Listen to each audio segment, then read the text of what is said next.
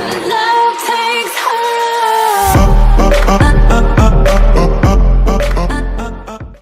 Hey, I'm back! Yes, another video. It has been probably about a week and a half. I was a bit lazy with this video. I mean, I finished it for last week and then the audio kept fucking up and I couldn't be bothered fixing it. So yeah, that's probably why I didn't upload anything last week. But anyway, Need for Speed today. So pretty much it's going to be my kind of first thoughts on the game, how it plays, what I'm thinking about it so far. I haven't finished the game yet, I haven't played the multiplayer yet, so it's not going to be an all-in-depth review and rating of the game. It's just my first thoughts. So yeah, let's jump in. Right, so the first thing I'm going to talk to you guys about is the game as a whole and the way they've set it up, what they've done with each vehicles and the race types that you have in there. So let's start. The first thing, the driving, the way the cars drive. That's probably the only weird thing that I've found about the game, and it's mainly because it's real momentum based. So it's like if you start your turn, it's really slow with most cars to start that turn.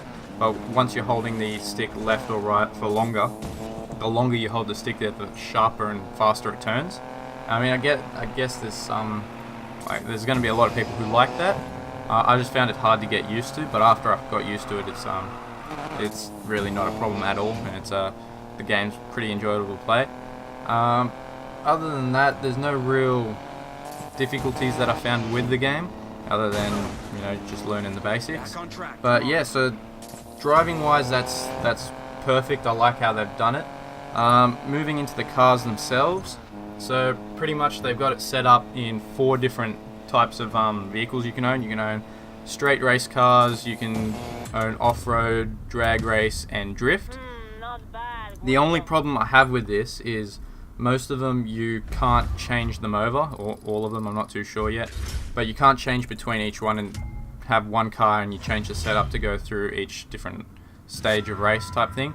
You have to own different cars in those categories.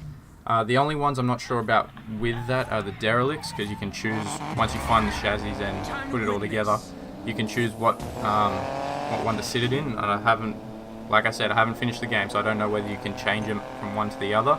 I'll find out for you guys when I finish it and I'll let you all know. But yeah, that's one of the only things that was a bit frustrating, but I understand why they did it, so it's like no big deal with it.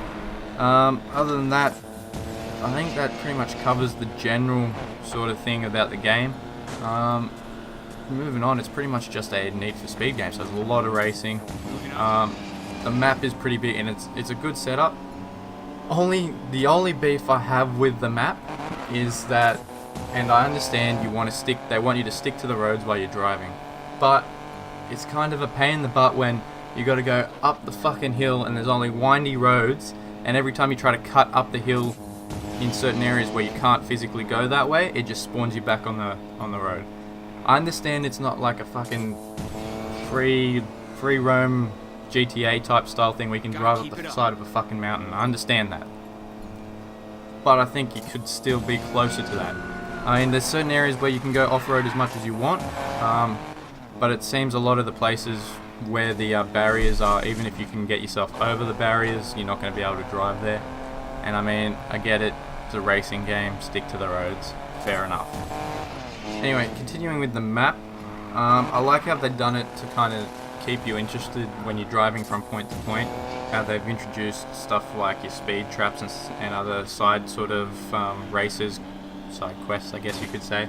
That's really cool. I found that whenever I drive somewhere, if they weren't there, I'd probably fast travel a lot more, especially since the map's pretty big. But because of those, I'm always looking to get those extra stars and try and finish them all. But yeah, so that's a real good thing that they've brought in. Moving forward towards the mods that you can do on the cars. Again, I haven't finished the game. I know I've said it probably about fucking 1,000 times already, but because I haven't finished the game, I'm not going to talk too much on the mods because I haven't unlocked. Pretty sure I haven't unlocked anything other than the brakes. Yeah, I think the brakes are the only thing I've unlocked. So mods I can't quite talk too much about on. What I can talk about is the card system that they use in it, though.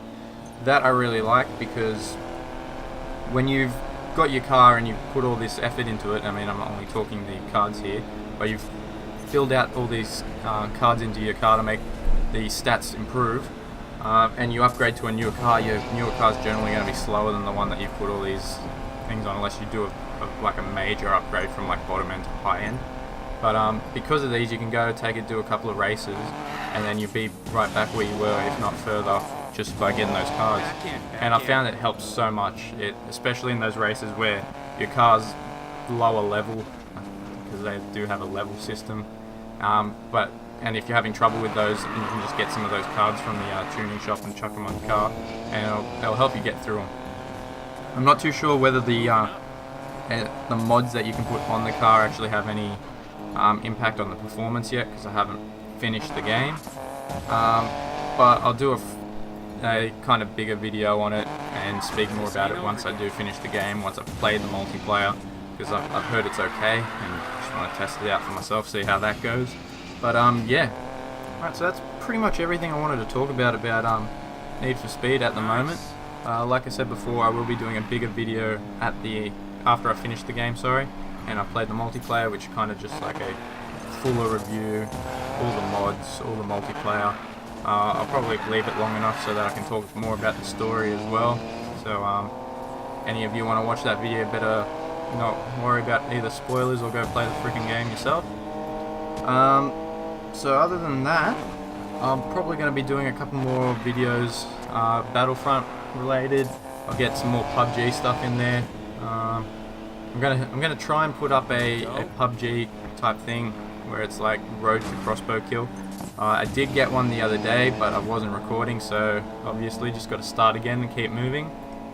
I've updated For Honor on my PlayStation, so I'll be doing some of that as well. Try and get back into that, see if I'm actually any decent at it anymore. It's probably going to be a struggle, but anyway. And yeah, if any new games come out, I'll probably get onto those. Oh, right, and before I forget, I've bought a VR recently, so I'll be trying to get every and all horror game on VR as well, and start doing some of those, because that'll be pretty funny for at least you guys. I'm not doing it. It'll be funny for me as well. But yeah, so that's pretty much all I've got planned for the near future. So hope you guys enjoyed this. I'll leave you guys to it. Cheers. There we go.